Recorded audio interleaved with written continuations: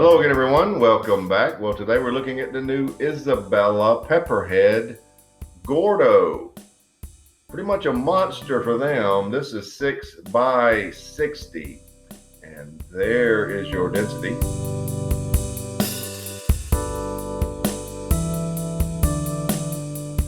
Has a really nice feel in the hand, and you would expect it to for such a large ring. Typical Isabela barber pole effect. And here at the bottom, at the foot, they also added a little capping. Now it is not closed, but it is, and also that cap is seen at there's definitely a cap at the top, and it's just a footer, we'll call it, at the foot, one little strip.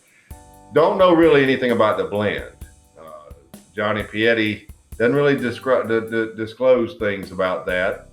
But I wanted to share with you one thing in an personal email to me. This is the backstory of the cigar that you didn't see on the lead-in. We blended and produced this Vitola at the same sessions that we did the Pepperhead Corona back in 2017. We used the same high priming tobaccos as the Pepperhead Corona, which took over 2 years of post-production aging to get the intent and the effect of the blend. We projected at that time the Gordo would need an extra year. However, that was not the case, as the amount of tobacco we used to produce such a large Vitola 6 by 60 needed extra aging. So this release has almost 5 years post-production aging on it. And he goes on to say it's a special blend, one of the hardest to achieve, one of the toughest blends that they've created, and especially in this size format. So that's that's a nice background. So it's got a lot of sitting around time in the humidor. The Isabela Pepperhead, as you know, did very well with me. Now the Gordo's, different animal. My gosh, it's like 3 times the ring gauge, or close to it. So let's get right to it. The new Isabela Pepperhead. Here it is, Gordo.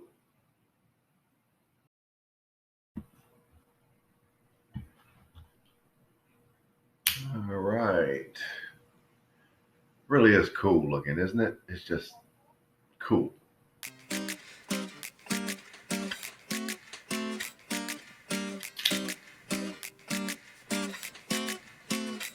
Okay. Got a good draw there, folks. Yeah. Very nice.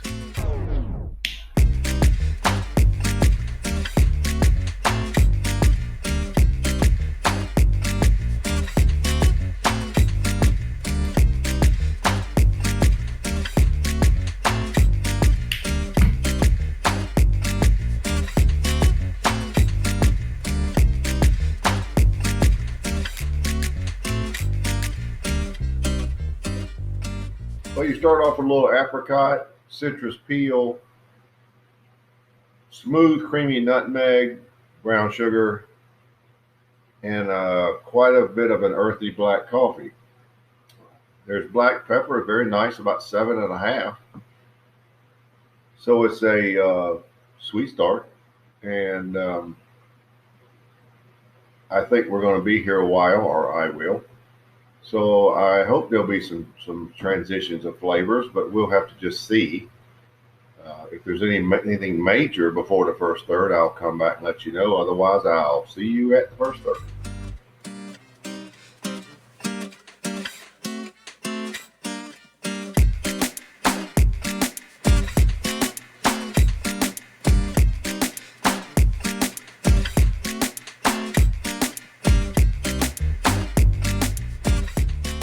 First third. And your same flavor notes are there. I'm even getting little hints of leather right before connected to the earthy black coffee, which I don't recall getting with the Corona. I can say that the flavors are similar in the Corona and this cigar, but the Corona because of the smaller ring, gave you a much sweeter, richer amount. Medium bodied. The finish is a little bit of apricot, a little bit more citrus peel and nutmeg with average lingering black pepper.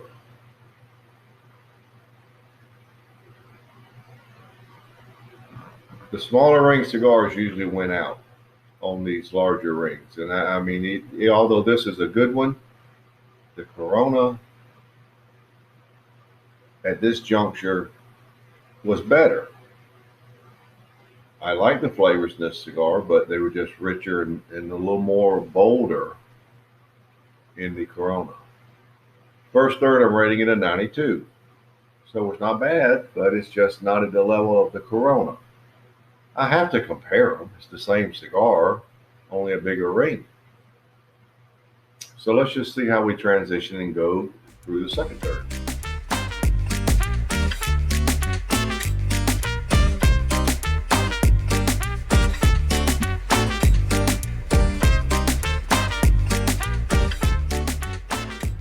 Into the second third. And the sweeter flavors moved up a little bit. I like that. I like that. The apricot and the brown sugar, you could really get a little more of it. There's a little more in the range of what I like. Other notes are still in play. I still call it medium bodied.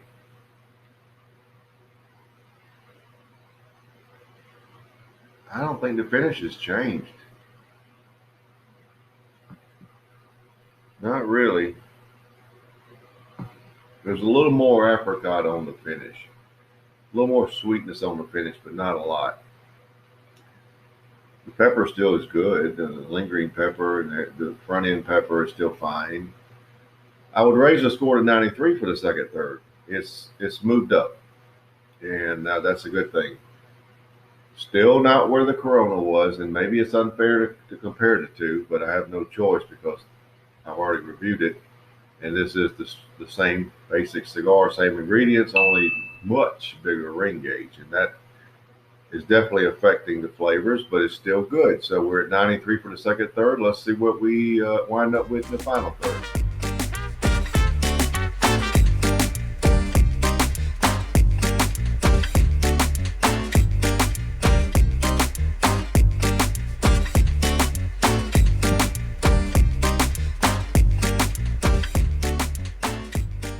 Down to the end.